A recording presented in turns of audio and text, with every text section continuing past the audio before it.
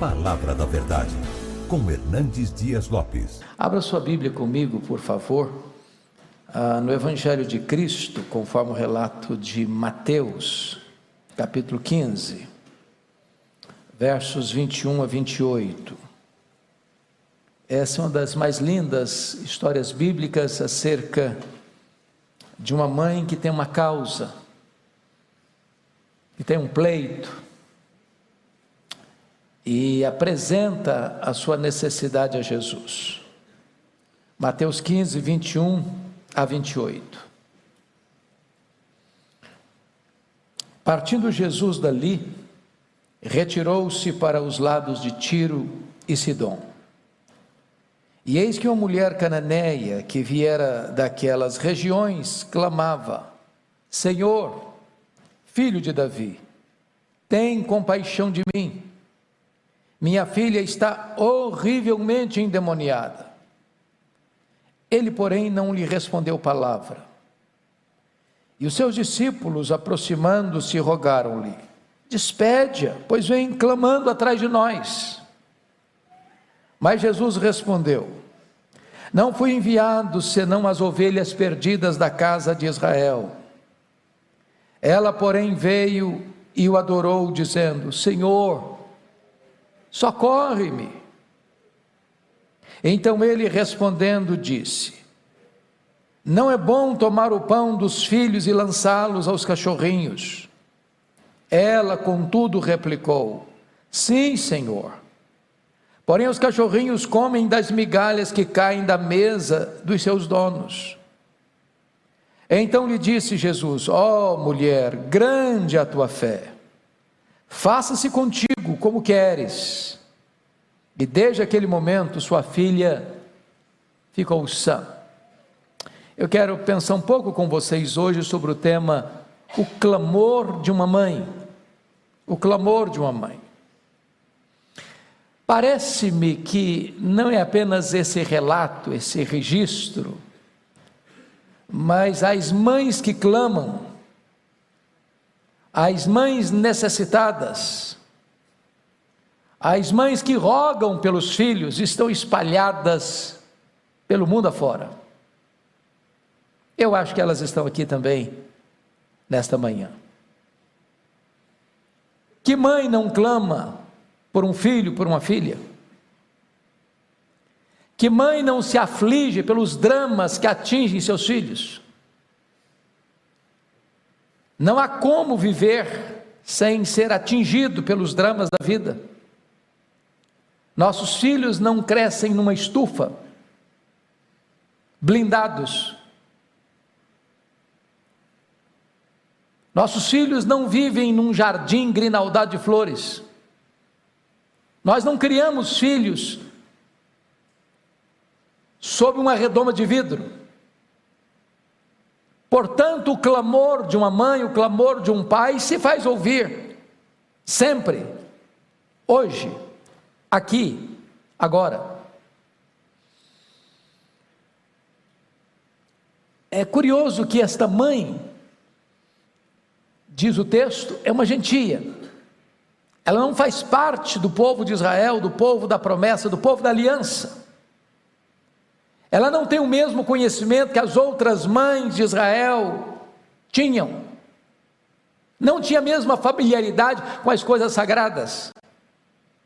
Não conhecia as promessas. Não fazia parte do povo da aliança.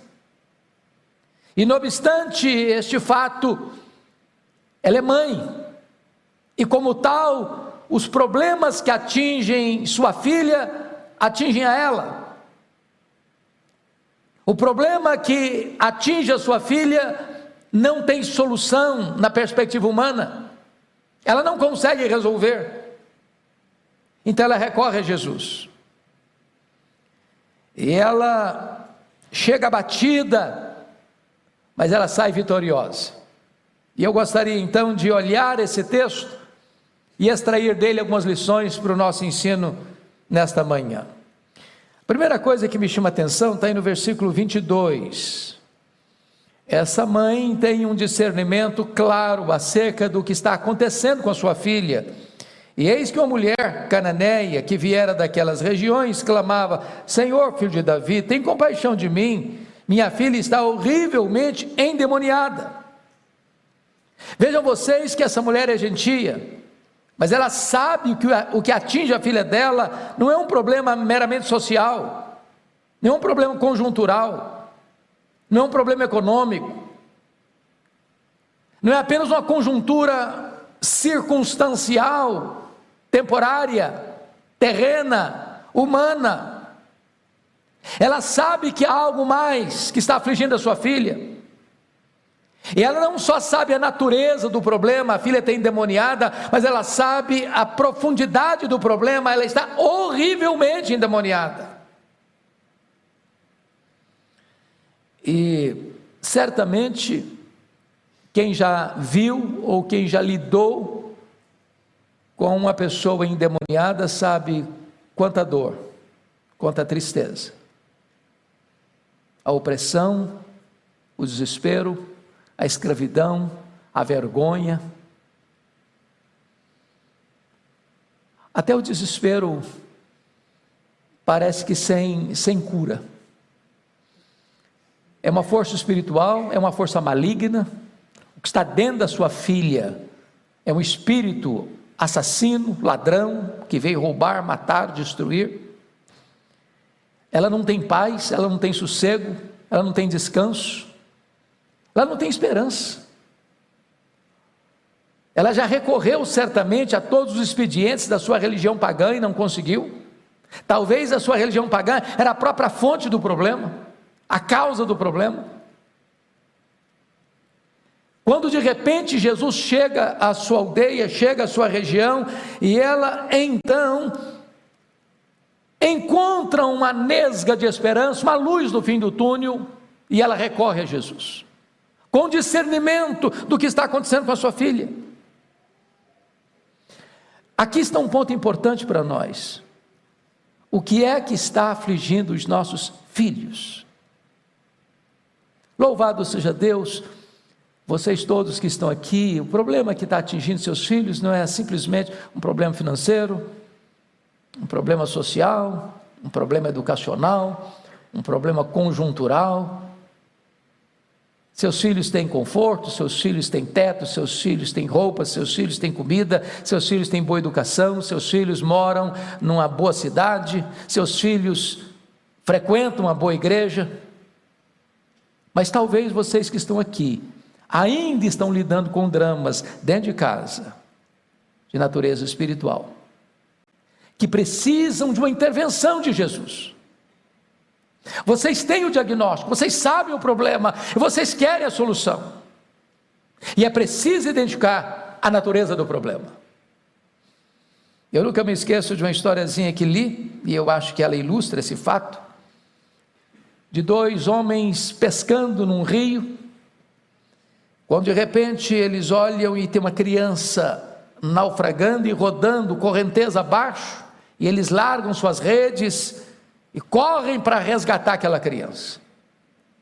Ao resgatar a criança e botá-la na margem do rio segura, olham e outra criança descendo, e eles correm lá e resgatam a criança. Quando salvam a segunda criança, olham lá, outra criança descendo, correnteza abaixo, e um dos pescadores deixa o rio, e o outro gritou: vem me ajudar, você não está vendo que tem uma criança morrendo afogada? Diz: não, eu vou ver quem está jogando as crianças no rio. Nós precisamos ir à causa dos problemas e buscar solução, não tratar apenas de sintomas ou consequências, mas de buscar a solução daquilo que de fato está afligindo os nossos filhos. A segunda coisa que me chama a atenção é que essa mulher não só discerne o problema, mas ela discerne a solução do problema. No versículo 22, ela recorre ao Senhor: Senhor, filho de Davi, tem compaixão de mim. Oh, amados irmãos, os nossos filhos têm necessidades muito maiores do que apenas uma boa educação, uma boa escola, uma boa profissão, uma boa realização profissional, financeira, ou até um bom casamento. Nossos filhos precisam de mais. Nossos filhos precisam, sobretudo, do socorro de Jesus, da presença de Jesus, da intervenção de Jesus, da transformação que só Jesus pode operar, da graça salvadora que só Jesus pode oferecer. Ela não recorre a outro senão a Jesus, e ela o chama de filho de Davi, é um termo messiânico, ela o chama de Senhor, reconhecendo que não há outro, e ela se prostra, e ela se ajoelha, e ela põe a sua vida aos pés do Salvador, para buscar ajuda para sua filha. Talvez todos nós aqui, pela graça de Deus, temos filhos bem educados, bem formados, bem instruídos, mas nossos filhos precisam muito mais do que isso, do que uma boa instrução, uma boa faculdade, um bom curso, uma boa carreira profissional, um bom salário, uma boa desenvoltura no mundo. Nossos filhos precisam, sobretudo, da intervenção soberana, da graça libertadora e salvadora de Deus na sua vida. Mas o segundo ponto que eu quero destacar na história dessa mulher, é que esta mulher é capaz de transformar a sua mais aguda necessidade em profunda adoração. Veja comigo, no verso 22, que o seu clamor foi por misericórdia. Eis que uma mulher cananeia que viera daquelas regiões clamava: Senhor, filho de Davi, tem compaixão de mim. Oh, amados, esta ideia é a seguinte: Senhor, lança o teu coração na minha dor, ou lança o teu coração na minha miséria. Senhor, eu preciso agora de uma ajuda. Esse é o termo mais gritante da necessidade humana. Eu preciso de misericórdia, eu preciso de socorro. É como alguém que está numa casa pegando fogo e diz: eu preciso que alguém tire-me desse clima de destruição agora. Ou como alguém que está naufragando, é preciso que alguém vá lá, estenda a mão e o tire das gargantas das águas revoltas. É necessário um senso de urgência, porque o pedido aqui é um pedido de misericórdia. Tem misericórdia de mim. Ela não pode mais esperar. Mas há uma segunda coisa que me impressiona, porque vejam vocês, que ela diz no verso 22, que a filha está horrivelmente endemoniada, mas o pedido dela é curiosíssimo. Talvez nós dissessemos, que ela diria assim: Senhor, filho de Davi, tem compaixão da minha filha. Seria natural, seria adequado, seria até o mais comum, mas não foi o pedido dela. Qual foi o pedido dela? Tem misericórdia, tem compaixão de mim. Quando o problema que a aflige não emana dela, mas atinge a filha dela. E o que significa isso? Significa que essa mãe entendeu que o drama que atinge a filha, atinge a ela em primeiro lugar. Deixa-me falar agora aos meninos, aos nossos adolescentes, jovens, crianças. Há determinadas situações na vida que a gente só vai entender depois que casa e tem filhos. Via de regra, quando a gente é mais jovem, adolescente, a gente não consegue entender o coração de um pai e de uma mãe. Mas quando você se casa e tem filhos, você começa a perceber uma coisa: o que dói no seu filho dói mais em você. O que atinge seus filhos atinge mais você. Se você pudesse, você arrancaria a dor do seu filho e transportaria para você. Se você pudesse, você transferiria o drama que seu filho está vivendo para você sofrer e não ele. O que essa mãe está dizendo é que o que aflige a filha, aflige muito mais a ela. É uma mãe que se identifica com os dramas da filha, é uma mãe que sofre, não só com a filha, mas pela filha. E eu sei que eu estou me dirigindo aqui a mães, a pais, que sentem a mesma coisa, que têm a mesma perspectiva, de compaixão.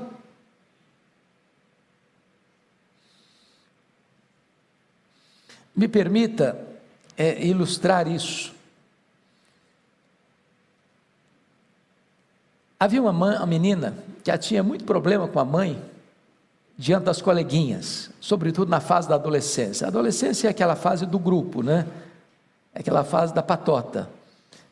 Você às vezes quer fazer parte do grupo e fica um pouco constrangido. Tem, né? Quando a gente diz a história aí que quando os filhos são pequenos, eles choram para ficar com os pais, e quando eles ficam adolescentes, os pais choram para ficar com eles. Então, o problema é que a mãe tinha um defeito muito sério, muito feio na mão, a mão meio deformada. E a menina tinha muita vergonha de apresentar a mãe dela para as coleguinhas. Evitava trazer as meninas, as colegas na casa dela, porque a mãe tinha a mão muito feia, muito deformada inclusive. Um dia ela teve coragem de perguntar para a mãe: ô mãe, por que a sua mão é tão feia? Por que a sua mão é deformada desse jeito? A mãe diz: ô minha filha, a minha mão é deformada desse jeito, porque quando você era bebê, nós tivemos um sério acidente em casa, e o seu quarto foi incendiado, e eu entrei no meio do fogo para arrancar você do berço, e na medida que eu fiz isso para salvar a sua vida, a minha mão se queimou e ficou deformada. E a filha, arrependida, chorando, abraçou a mãe e disse: mamãe, a senhora tem as mãos mais bonitas do mundo. Os dramas dos filhos são as dores dos pais. E às vezes as mães, os pais, têm as mãos deformadas porque enfrentaram qualquer tipo de sacrifício para salvar os filhos. E essa mãe está aqui clamando por misericórdia, para ver a filha salva, para ver a filha liberta. Mas há uma terceira verdade que eu passo a destacar desse texto. Esta mãe está disposta a enfrentar qualquer obstáculo, qualquer dificuldade, para ver a sua filha liberta. E eu queria aqui destacar três fatos que esta mãe teve que enfrentar para ver a sua filha curada. A primeira coisa foi o desprezo dos discípulos. Olha o versículo 23 comigo. Na parte B está escrito assim: os seus discípulos, aproximando-se, rogaram-lhe: despede-a, pois vem clamando atrás de nós. Eu imagino a cena: Jesus está caminhando, os discípulos com ele, e lá vem uma mulher gritando atrás deles: Senhor, socorre-me.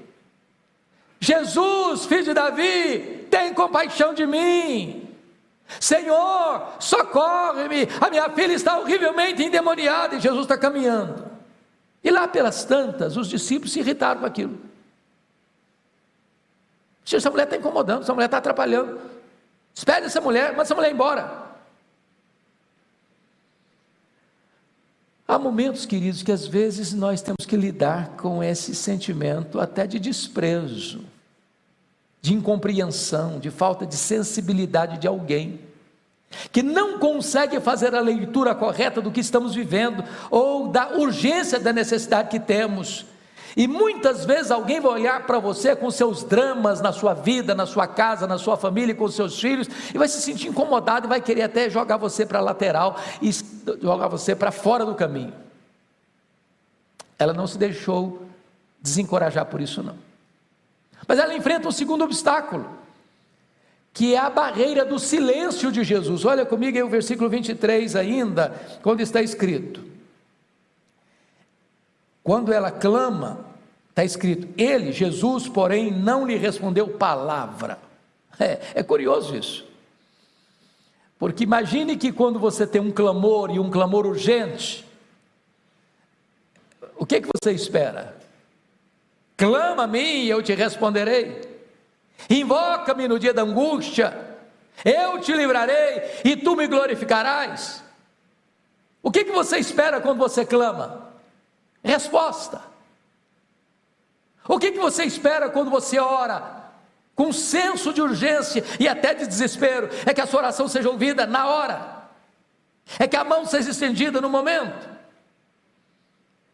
E aqui Jesus, pedagogicamente, diante do clamor insistente dessa mulher e até do sentimento de desprezo dos seus discípulos, Jesus fica em silêncio. Silêncio.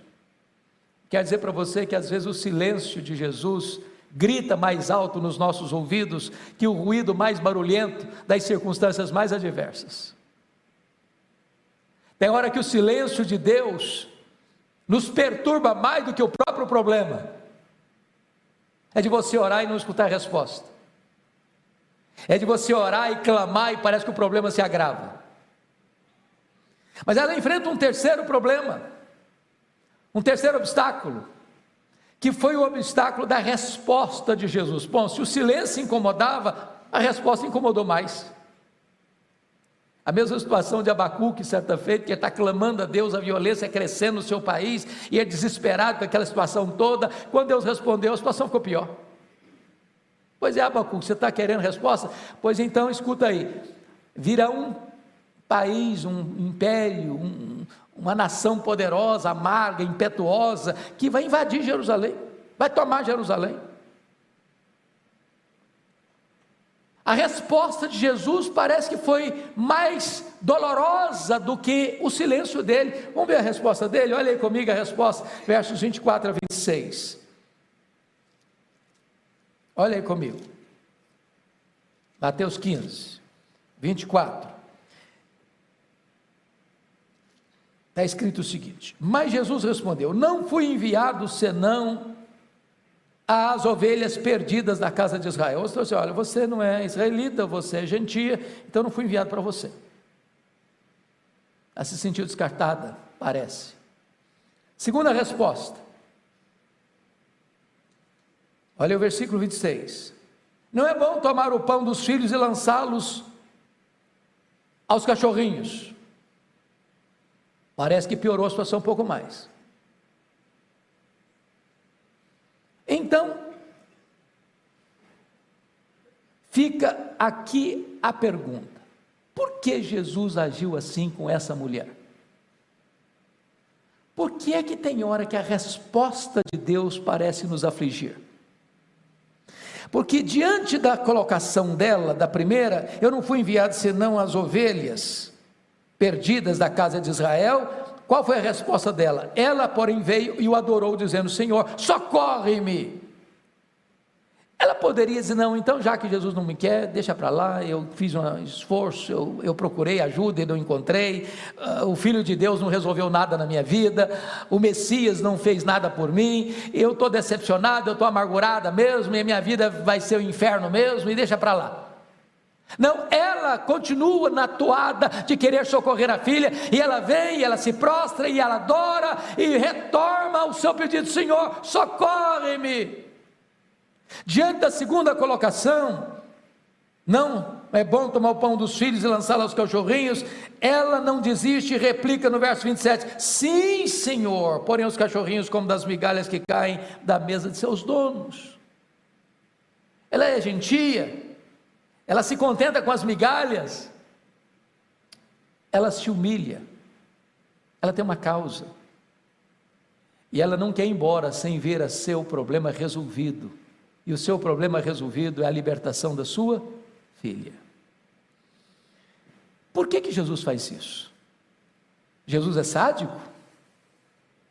Jesus tem prazer em ver as pessoas sofrer? Quando Jesus adia a solução de um problema, é porque Ele quer castigar? É porque Ele não ama suficientemente?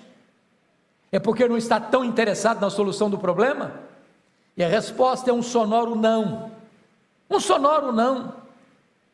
Pedagogicamente, meus irmãos, muitas vezes Jesus fez isso e faz ainda hoje. Eu vou lhes dar 2 exemplos. Primeiro, o exemplo de Abraão. Leia a história do Abraão. Deus o manda sair da sua terra para uma terra que ele não conhecia. Ele tinha 75 anos de idade. Ele esperou 25 anos o nascimento do filho da promessa. Quando Deus cumpriu, diz a Bíblia que o corpo dele já estava amortecido, que ele não tinha condições de gerar, nem sua mulher.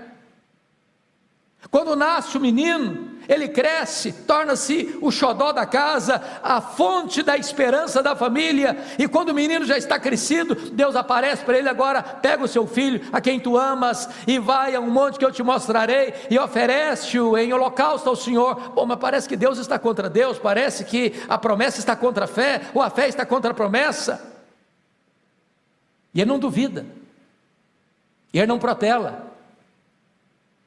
É que Deus estava ali demonstrando no palco da história a mais vívida ilustração do que é o amor de Deus, que amou o mundo de tal maneira que deu o seu Filho unigênito para que todo que nele crê não pereça, mas tenha a vida eterna. Na hora H, Deus trouxe um cordeiro substituto para o filho de Abraão, mas na hora H, Deus não trouxe um cordeiro substituto para o seu filho, e ele não poupou seu próprio filho, mas por todos nós o entregou, para que nós pudéssemos ter nele a vida eterna. Então Deus estava usando Abraão para mostrar para o mundo a grandeza e a profundidade do amor de Deus. Me permita um segundo exemplo. A Bíblia diz que Marta e Maria estão em Betânia, família amiga de Jesus. Lázaro adoece, manda um recado para Jesus, que estava um dia de viagem da aldeia de Betânia, e o recado foi este: está enfermo aquele a quem amas. Não é preciso dizer, vem depressa, corre, temos urgência. O amor tem pressa em socorrer a pessoa amada. Mas diz a Bíblia que Jesus, ao receber a notícia, disse para os seus discípulos assim: Lázaro morreu. Em outras palavras, o Lázaro morreu no mesmo dia que o emissário saiu da casa de Marta e Maria. Ele gastou um dia para voltar, para vir, gasta um segundo dia para voltar. No segundo dia, Jesus Cristo vai. Portanto, já tem 4 dias que Lázaro está morto. A Marta não entendeu isso. E ela respondeu: se tu estiveres aqui, meu irmão não teria morrido. O senhor chegou tarde, agora não adianta mais, não tem mais saída para nós. O caldo entornou. Por que Jesus demorou 4 dias? Por que parecia que ele estava atrasado? Havia uma crença entre os rabinos que um morto podia ressuscitar até o 3º dia, porque havia ressurreição, relato de ressurreição com Elias, com Eliseu. Mas a partir do 4º dia era impossível. Nenhum homem, por mais piedoso, poderia ser usado para isso, dentro da crença dos rabinos. Só o próprio Deus em pessoa podia fazer esse milagre. Jesus esperou o 4º dia, para que toda a nação de Israel se rendesse à verdade, que ele não era apenas um grande homem, um grande profeta, ele era o próprio Deus entre os homens. Quando Deus parece demorar, ou quando obstáculos começam a surgir no caminho da fé, não é porque Deus está longe, não é porque Deus está indiferente, não é porque Deus é sádico, não é porque Deus gosta de ver você sofrer, é porque Deus está preparando algo maior e melhor para a sua vida. Então, vamos ao último ponto desta meditação. Esta mãe triunfa pela fé e toma posse da vitória na sua vida. E 2 coisas merecem destaque aí. Versículo 28. Então lhe disse Jesus: ó mulher, grande é a tua fé. É curioso que, se você ler os evangelhos, você vai ver Jesus elogiando os gentios, e não os judeus, os hebreus, o povo da aliança, pela grandeza da sua fé.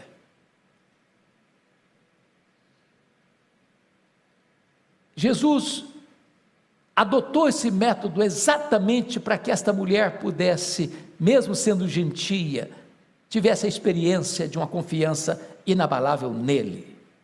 Grande a tua fé. Ó mulher, grande a tua fé. E hoje, quem sabe, o Senhor Jesus está aqui, querendo despertar no seu e no meu coração uma fé robusta nele, uma confiança inabalável nele.